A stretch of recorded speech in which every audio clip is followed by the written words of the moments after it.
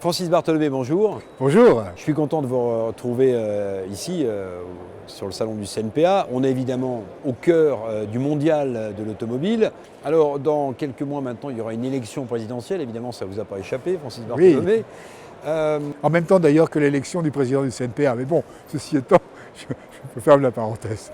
Pour toutes les filières que le CNPA représente, qu'est-ce qu'il serait important que vous entendiez dans le débat économique qu'il soit porté par, peu importe le candidat, mais qu'est-ce qui est essentiel comme mesure économique que vous attendez pour les secteurs, et ils sont nombreux, et les filières que représente le CNPA?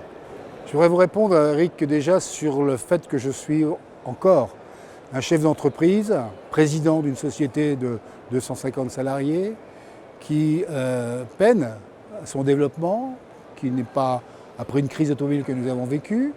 Et ce que nous attendons peut-être des politiques en général et de notre futur candidat, c'est d'avoir une cohérence dans les propos et dans les programmes. Peu importe le programme, ce n'est pas moi qui l'ai décidé. On essaiera de donner des impulsions. Mais le programme décidé, mis en place, il faut qu'il soit tenu. Il n'y a rien de plus désagréable que de mettre en place une stratégie, un programme, et puis qu'on fasse strictement l'inverse dans les années qui viennent. Ça, ce n'est plus possible pour des chefs d'entreprise. Nous ne comprenons pas. Deuxièmement, la fiscalité.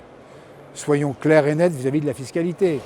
Alors, je ne vais pas vous embêter avec le CICE, je ne vais pas vous parler de fiscalité. Un environnement stable. Voilà, un environnement stable. On ne change pas quelque chose qui, pour nous, nous pose un certain nombre de problèmes. La stabilité, c'est fondamental.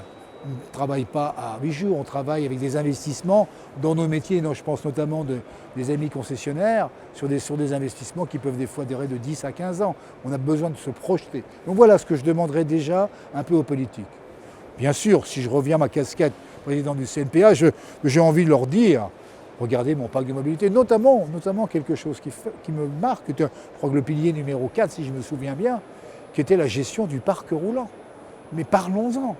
Nous avons un maillage géographique colossal avec des gens qui sont aujourd'hui prêts à le faire. C'est aussi une façon d'aborder la question écologique que de parler du parc roulant. Bien sûr, bien sûr. Donc là, effectivement, je sais qu'on aura l'occasion de rencontrer, je sais que sur le salon, un certain nombre de clients potentiels viendront nous voir et je pense qu'on aura l'occasion effectivement d'en parler, d'être entendus. Le CNPA, son nouvel élan maintenant doit se concrétiser par le fait d'être entendu. Et on partagera nos idées. Voilà ce que j'attends un peu de nos amis politiques. Alors dernière question, Francis Bartholomé, vous parliez de la crise de l'automobile qui est peut-être derrière nous. Le marché européen redémarre et le marché français de vente de voitures redémarre aussi. Oui. On va réatteindre, à mon avis, un niveau qui était le niveau moyen d'une quinzaine dernières années, c'est-à-dire environ 2 millions de voitures vendues, de voitures particulières. Après la chute libre qui a été tombée en dessous des 1,8 millions pendant 3 ans. Mais je vous rappellerai, Eric, qu'on a été 3 années à 2,2 millions. Donc si je fais un peu bien appel à mes souvenirs d'arithméticien, à mon avis, sur les 6 ans, nous sommes revenus à un marché à peu près étal à 2 millions. Ce qui d'ailleurs nous fait réfléchir un petit peu au problème de prime à la casse sur les voitures neuves, puisque vous déplacez systématiquement un marché et par la suite les conséquences suivent. Donc ce marché-là évolue, il faut le regarder quand même d'assez près. Je pense que mon ami Christophe Morel a dû échanger avec vous sur des sujets, mais j'ajouterais quand même ce qui me marque aujourd'hui, c'est la modification un petit peu des chiffres à l'intérieur de ce marché. C'est-à-dire qu'on regarde que de plus en plus, il y a des immatriculations dites tactiques, c'est-à-dire qu'on n'a pas de client immédiatement sur la voiture. Cette voiture-là, elle va être portée financièrement, un peu trop souvent d'ailleurs par les concessionnaires, excusez-moi de le dire. Et puis il y a quand même aujourd'hui quelque chose qui éclate et qui fonctionne très bien, c'est le marché des loueurs longue durée, dans lequel on met à disposition des grandes entreprises, des parcs roulants, permettant effectivement d'apporter soit une récompense, soit quelque chose de propre pour les collaborateurs, mais ça prend aujourd'hui des parts de marché colossales au détriment de l'achat des particuliers. Les particuliers aujourd'hui, au dernier chiffre qui mériterait d'être confirmé, mais je le sais aujourd'hui, inférieur à 50% des acheteurs de voitures sont des Dupont-Durand qui les payent.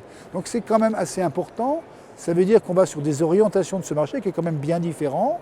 Les loueurs longue durée, les ventes tactiques, les courtes durées bien sûr pour les loueurs courte durée. Tout ça, ça représente un volume qui change quand même un petit peu la donne et à l'approche de la voiture connectée et à l'approche des voitures autonomes, ça mérite quand même qu'on y réfléchisse et que le CNPA prenne ses responsabilités dans la réflexion et peut-être, je ne vous en dirai pas plus aujourd'hui, mais on est à l'aube de réfléchir un peu, faire un certain nombre de propositions quant à notre façon de pouvoir réfléchir et amener autour de nous des gens nous permettant de nous projeter dans l'avenir pour assurer l'avenir de quoi? De nos métiers. Merci beaucoup Francis Bartholomé d'avoir Merci, Eric. participé à cette émission et à Merci. très bientôt. Merci.